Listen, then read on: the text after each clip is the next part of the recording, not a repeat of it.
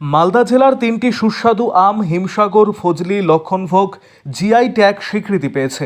এবার মালদা জেলাকে আমের বাজার তথা ম্যাঙ্গো হাব ঘোষণা করার দাবি জানিয়ে কেন্দ্রীয় অর্থমন্ত্রকের কাছে আবেদন জানালেন Malda merchant chamber of commerce and industries কর্মকর্তারা।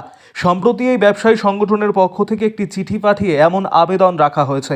সংগঠনের জেলা সভাপতি উজ্জ্বল সাহা জানিয়েছেন, মালদার বেশ কয়েকটি প্রজাতি আম জগৎ বিখ্যাত।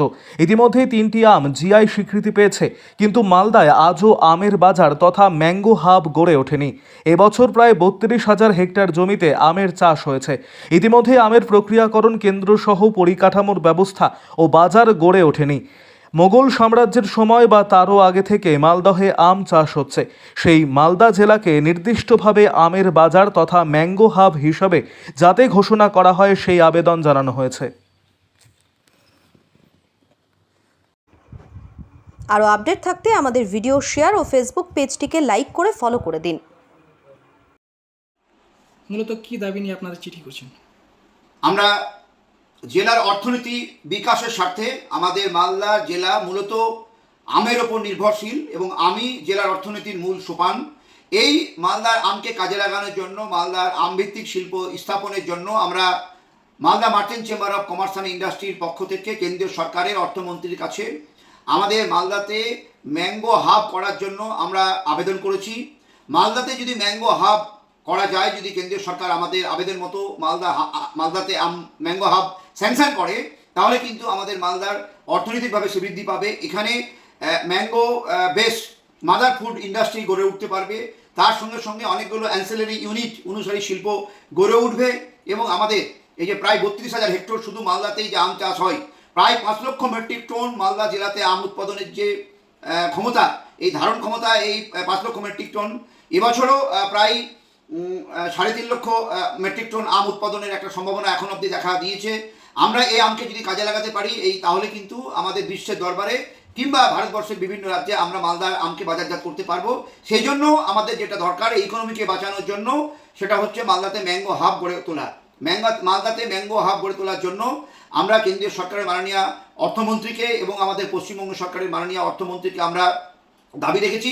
ইতিমধ্যে পশ্চিমবঙ্গ সরকারের পক্ষ থেকে চিফ সেক্রেটারি মহোদয় উনি মালদা এসেছিলেন, মালদা জেলা শাসককে নিয়ে আমরা সঙ্গে ছিলাম। আমাদের মালদা জেলার বিভিন্ন ম্যাঙ্গো অর্চার্ড এবং আমাদের প্যাক হাউস উনি ঘুরে দেখেছেন এবং রাজ্য সরকারের পক্ষ থেকে প্যাক হাউসে আরও আধুনিকরণ করার জন্য প্রায় 84 লক্ষ টাকা স্যাংশন করেছেন।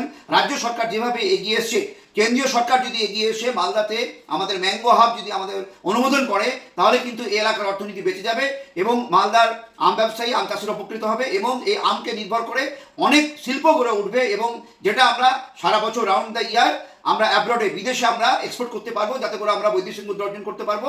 সঙ্গত কারণে আমরা মালদাতে ম্যাঙ্গো হাব করার জন্য কেন্দ্রীয় সরকারের অর্থমন্ত্রীর কাছে আমরা দাবি রেখেছি। মূলত কি কাজ হবে সেখানে?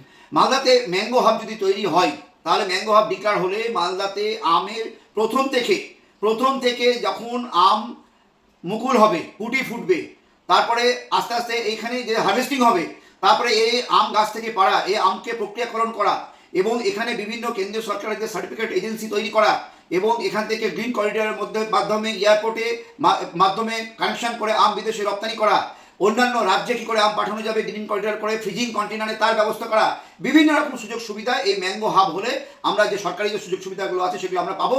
এতে করে কিন্তু আমাদের আম চাষি, আম ব্যবসায়ীরা উপকৃত হবে এবং এই যে গাছ থেকে পড়ে যাচ্ছে লক্ষ লক্ষ মেট্রিক টন আম এবং আমাদের প্রোডাকশন কস্ট 1 কেজি আম উৎপাদন করতে প্রায় 20 টাকা খরচা হয়, কিন্তু আমরা সেই দামটা পাচ্ছি না। ম্যাঙ্গো হাব হলে আমাদের কেন্দ্রীয় সরকার আমাদের সহযোগিতা যদি করে, আমাদের পাশে দাঁড়ায়, রাজ্য সরকার যেভাবে সহযোগিতা করছে, তাহলে যদি ম্যাঙ্গো হাব ডিক্লেয়ার করা হয় কেন্দ্র সরকারের পক্ষ থেকে, তাহলে আমাদের এলাকার অনেক উন্নয়ন হবে, আমাদের আম চাষিরা উপকৃত হবে। এই কারণে আমরা Malda merchant chamber of commerce and ইন্ডাস্ট্রির পক্ষ থেকে এই দাবি আমরা কেন্দ্রীয় সরকারের অর্থমন্ত্রীর কাছে রেখেছি। আম হাবের জন্য কি কোনো জায়গা সিদ্ধান্ত করা হয়েছে জেলায়?